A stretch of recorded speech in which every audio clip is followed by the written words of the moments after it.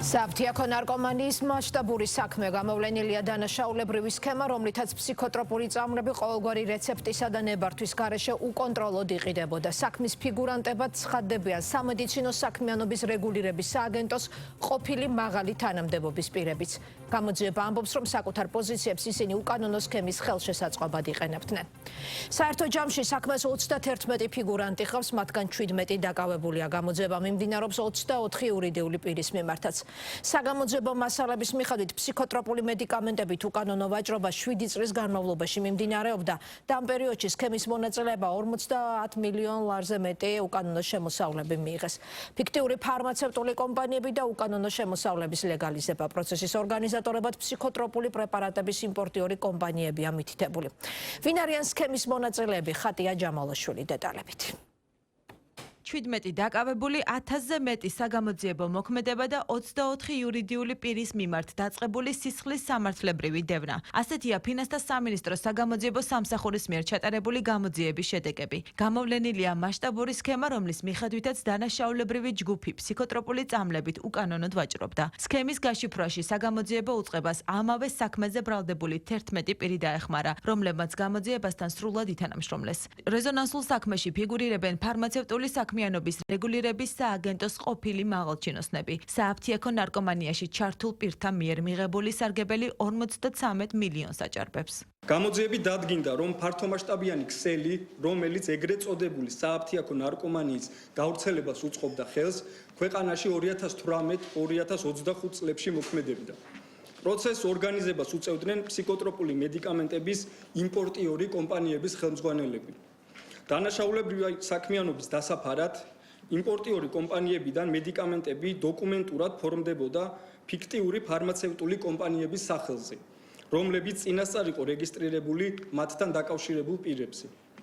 რეალურად კი აღნიშნული მედიკამენტები ყოველგვარი რეცეპტისა და შესაბამისი ნებართვის გარეშე მაღალი ფასნამატით იყიდებოდა მთელი ქვეყნის მასშტაბით, ისეთ ობიექტებში, რომლებსაც აფთიაქის სტატუსიც კი არ გააჩნდათ. გამოძიების ამ ეტაპზე დადგენილია, რომ ფსიქოტროპული მედიკამენტებით უკანონო ვაჭრობის შედეგად მიღებულმა შემოსავალმა 53 მილიონ 833,723 ლარი შეადგინა. გამოძიების ინფორმაციით დანაშაულებრივ სქემაში ჩართული პირები 7 წლის განმავლობაში ეგრეთ წოდებულ საფთიაქო ნარკომანიის გავრცელებას ხელს უწყობდნენ. მიღებულ შემოსავალს უკანონო გზებით კანონიერ სახეს აძლევდნენ და მითვისებული თანხით აგროვებდნენ უძრავ და მოძრავ ქონებას. ამ გზით შეძენილი ქონება სრულად დაყადაღებულია. უკანონო შემოსავლებისთვის კანონიერი სახის მისაცემად თანხების მნიშვნელოვანი ნაწილი ფორმდებოდა ხელფასისა და დივიდენდის სახით. ამ ფინანსური რესურსების გამოყენებით ბრალდებულებმა და მათთან დაკავშირებულმა პირებმა შეიძინეს დიდი ოდენობით უძრავი და მოძრავი ქონება. აღნიშნული აქტივები სრულად არის დაყადაღებული, საიდანაც მომავალში მოხდება ზიანის ანაზღაურება. საგამოძიებო უწყებამ სამ პირზე ძებნა გამოაცხადა. გავრცელებული ინფორმაციით, რომელიც მოამბეს ადვოკატმაც დაუდასტურა, ერთ-ერთი პირი, ვისაც ბრალი დაუსწრებლად წარედგინა, მიხეილ ჩოხელია. მისი გვარი ეგრეთ წოდებული კოლ-ცენტრების საქმეში ფიგურირებს. ადვოკატი ადასტურებს, რომ მიხეილ ჩოხელს მართლაც აქვს ბიზნესი, თუმცა მისთვის გაუგებარია რა შემხებლობა შეიძლება ჰქონდეს მის დაცვის ქვეშ ყოფ პირს დაწყებულ გამოძიებასთან. მოამბე კიდევ ერთ ადვოკატს გიორგი გოგინავას ესაუბრა, რომლის განცხადებითაც დაკავებულს ბრალი ზეპირსიტყვიერად წარუდგინეს და ადვოკატს სრულფასოვანი დაცვის უფლება არ მიეცა. ბრალი, როგორც ვიცი, წარდგენილი აქვს მაგ საკითხთან დაკავშირებით. გიდასტურებთ, რომ მას შემდეგ მიხეილ ჩოხელს ჰქონდა ბიზნესი, თუმცა მისი კომპანია არანაირი სახის შემხებლობაში ეგრეთ წოდებული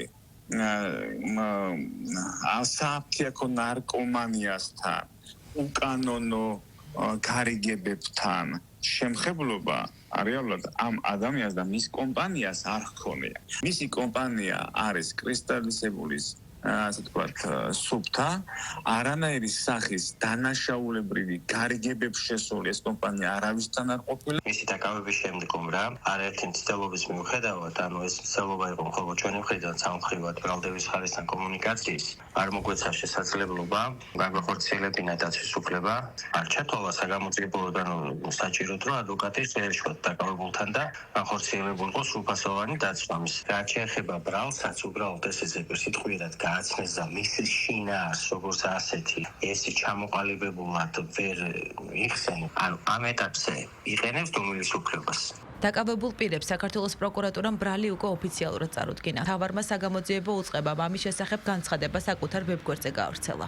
ჯგუფის წევრებმა დააბრძანეს ათეულობით კომპანია, რომლებმაც ავტორიზებული სააფთიაქო საქმიანობის ნებართვა მიიღეს, რის შემდგომაც საქართველოში იმპორტირებული ფსიქოტროპული მედიკამენტების ფიქტიური გადაყიდვა დასახელებულ ავტორიზებულ აფთიაქებზე განხორციელდა. თავის მხრივ ავტორიზებული აფთიაქები უშუალოდ ან დაკავშირებული არაავტორიზებული ათეულობით ეგრეთ წოდებული აფთიაქის მეშვეობით მნიშვნელოვანი ფასნამატით ახდენდნენ ფსიქოტროპული მედიკამენტების რეალიზაციას სანებართო პირობების დარღვევით და შესაბამისი სავალდებულო რეცეპტის გარეშე. დანაშაულებრივი საქმიანობის შედეგად ყოველგვარი რეგულაციის და სანებართო პირობების უხეში დარღვევით სამოქალაქო ბრუნვაში შევიდა სპეციალურ კონტროლს დაქვემდებარებული ჯამში 56 მილიონ ერთეულ აბზე მეტი ფსიქოტროპული მედიკამენტი. ფსიქოტროპული წამლებით უკანონო ვაჭრობა, დანაშაულებრივი ჯგუფის მიერ მიღებული შემოსავლების ლეგალიზაცია და უკანონო სამეწარმეო საქმიანობა. ეს არის მუხლები, რითაც ახლა საგამოძიებო პროცესი გრძელდება. დანაშაული დამტკიცების შემთხვევაში 9-დან 11 წლამდე თავისუფლების აღკვეთას ითვალისწინებს.